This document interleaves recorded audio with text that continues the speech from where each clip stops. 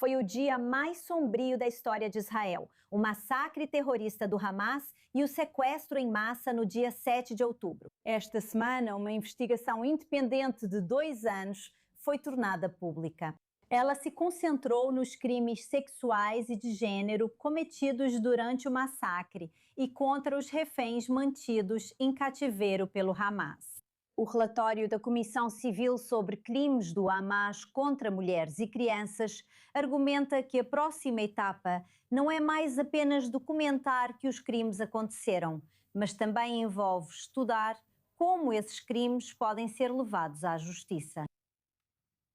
Então, para falar mais sobre isso, damos as boas-vindas à chefe da comissão, laureada com o Prêmio Israel e especialista em Direito Internacional, doutora Koshav Elkayam Levi, que está conosco agora de Modi'in. Doutora, muito obrigada pelo seu tempo. A dimensão da depravação e brutalidade do Hamas no dia 7 de outubro é muito difícil de processar. Grande parte disso, claro, foi filmada pelos próprios terroristas. Sua investigação detalha os horrores que aconteceram tanto durante o massacre quanto durante o cativeiro terrorista. Para começar, conte como foi a coleta de evidências, os depoimentos e como a investigação foi conduzida. Primeiramente, boa noite e fico feliz em estar com vocês esta noite. Quero explicar uma coisa. O relatório é respaldado por um arquivo histórico de crimes de guerra que estabelecemos seguindo os padrões internacionais mais rigorosos. Depoimentos filmados, materiais, vídeos, imagens que analisamos um por um. E o relatório reflete esse arquivo. Cada item do relatório é respaldado por um item no arquivo. Então é importante dizer isso. E o relatório meio que nos permite dar um passo para trás e ver o horror em sua totalidade. No sentido de que, quando você lê, é um relatório de 300 páginas, mais da metade dele é baseado em fatos.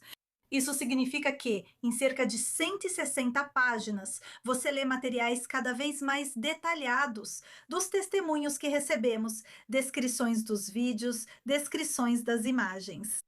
E nós entendemos em certo momento que estávamos sobrecarregadas com a quantidade de evidências que reunimos e que precisávamos olhar para isso, dar um passo atrás e fazer uma análise temática. E encontramos 13 padrões distintos de abuso sexual, o que nos levou à conclusão de que isso era uma estratégia. A violência sexual em 7 de outubro foi uma estratégia calculada e que infelizmente foi executada com uma crueldade excepcional. Uma maldade tão difícil de compreender e tão difícil de acreditar que ainda existam pessoas que questionam o que aconteceu quando você fala sobre todas essas evidências.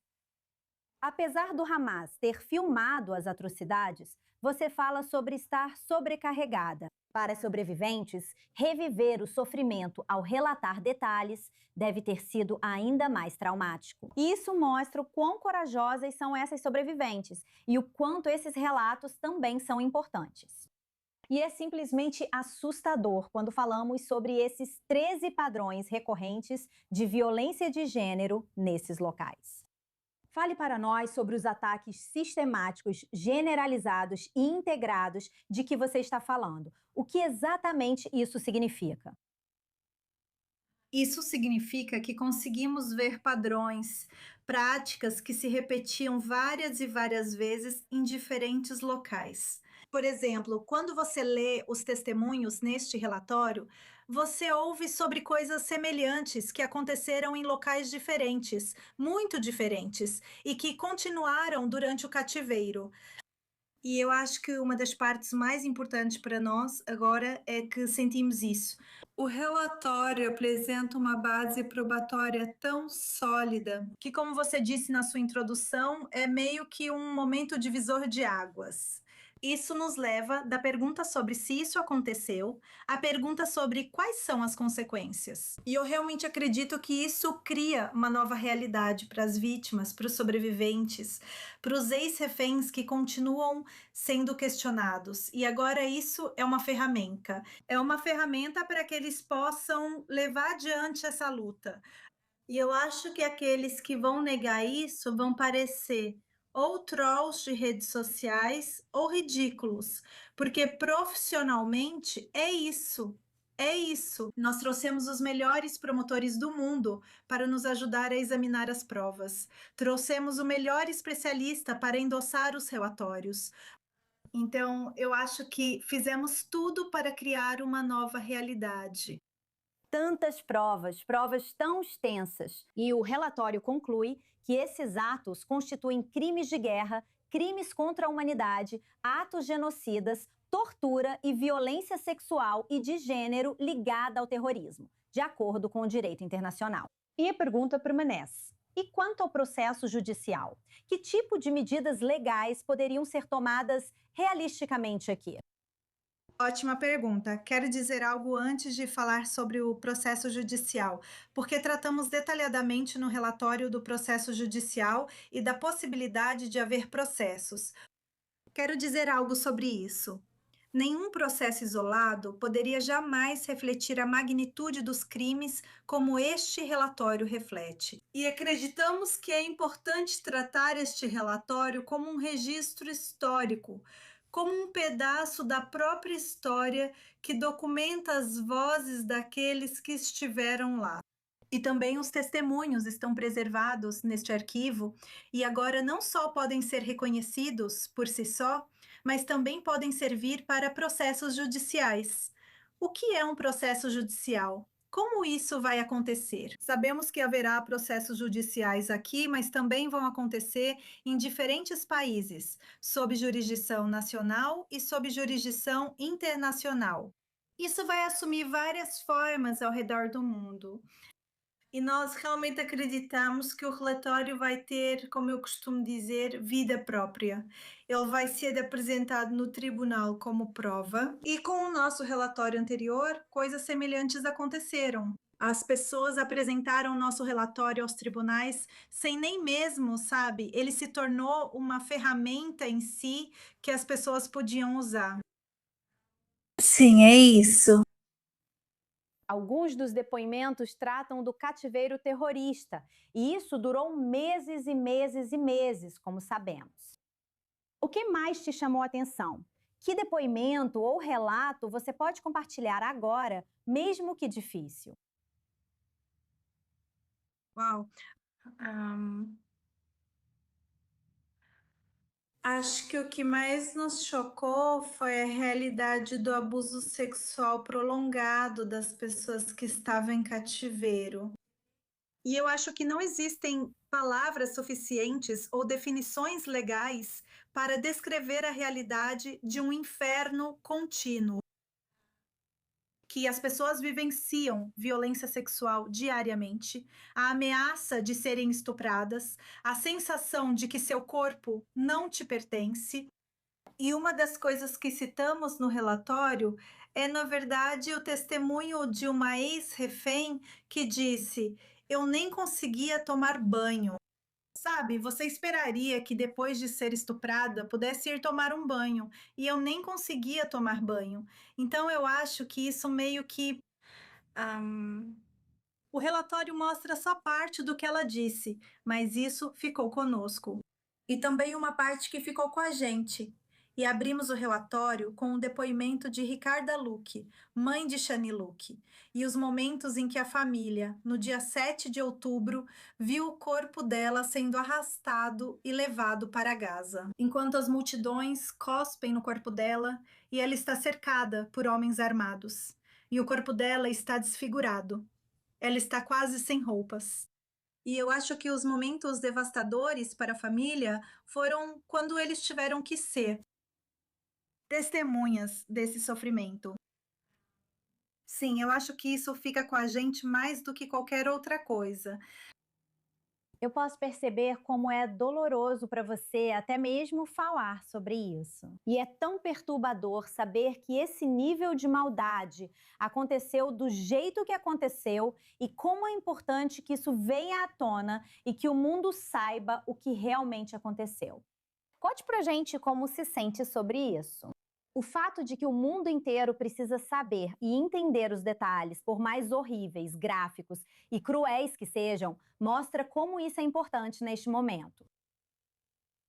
Eu acho que é crucial. Primeiramente, quero reconhecer o trabalho da equipe da comissão, que assumiu a responsabilidade de assistir ao material.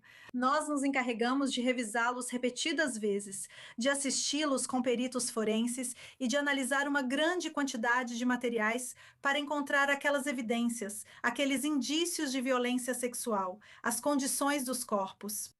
Quero dizer que foi um esforço contínuo, difícil, a cada dia. A exposição aos materiais violentos, o trauma que isso carrega. Agora, respondendo à sua pergunta, precisamos que especialistas em terrorismo e segurança nacional analisem essas descobertas. Não pode ser que a sociedade civil, nós da academia, é que vamos ler isso. Tem que ser um relatório que especialistas em terrorismo leiam, aprendam, estudem, porque nós meio que entendemos, ou eu só fui entender nos últimos dias, que a gente não pode nem começar a combater o que não conhece. Então, se isso continuar restrito a, sabe, ativistas de direitos humanos ou da sociedade civil, vai ser devastador para todos nós. Isso deve ser tarefa de especialistas em terrorismo. Especialistas em segurança nacional precisam ler isso, entender isso e reconhecer que isso foi terror sexual no seu pior nível. É uma mensagem tão importante que você está compartilhando agora, e isso mostra o desafio de fazer com que esses detalhes sejam compreendidos pelo público em um momento em que, e isso é tão difícil de mencionar, especialmente quando estamos falando sobre a crueldade e a depravação que aconteceram no dia 7 de outubro e desde então. Mas como você deve saber, quando o colunista do New York Times, Nicholas Kristof, publica um artigo absurdo sugerindo que Israel, é ridículo até dizer em voz alta, treina cães para estuprar prisioneiros palestinos, por mais absurdo que seja, quando uma manchete dessas circula antes da divulgação da sua investigação completa de 2 anos, isso simplesmente significa que o relatório da comissão não recebe a atenção que teria nas notícias.